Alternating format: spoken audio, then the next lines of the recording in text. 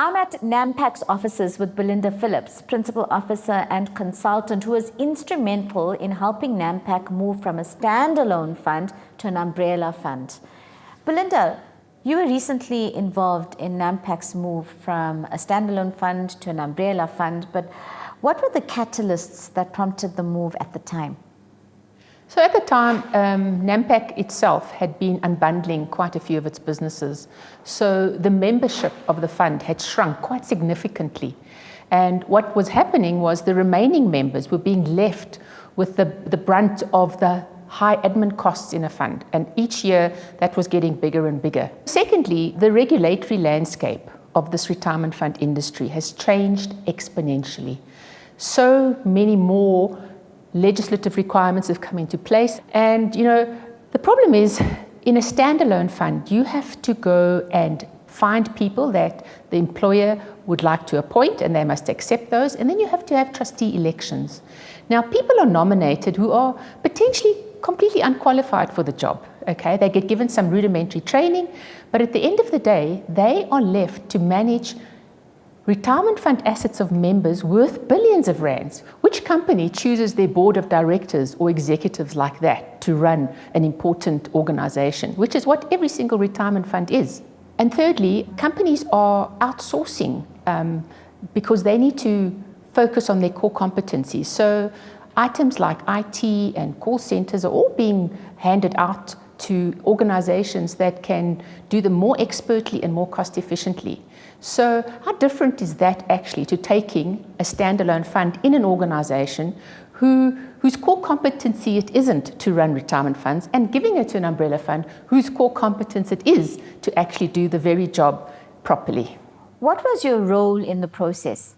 It was a bit like being a flight engineer. You had to manage trying to change moving parts in an airplane, but that airplane was already in the air, and you had to make sure that it actually reached its destination on time. Because while this is happening, the funds are running, and you're planning moving from one to another. I also had to make particularly sure that the interests of both NAMPAK and its employees were completely protected, so that we could ensure that the cost savings that we were doing this for were actually going to manifest themselves. What factors did you consider, and how did you go about selecting which fund to move to?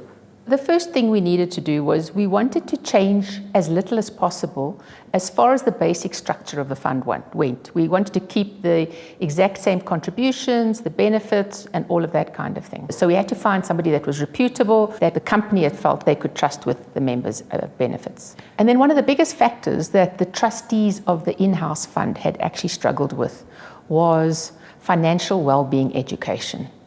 There was this need to make sure that people understood the communication that you were trying to give them. So when we were ready, we invited 5 or 6 pre-selected organizations that were all market leaders in the field already to complete the RFP process.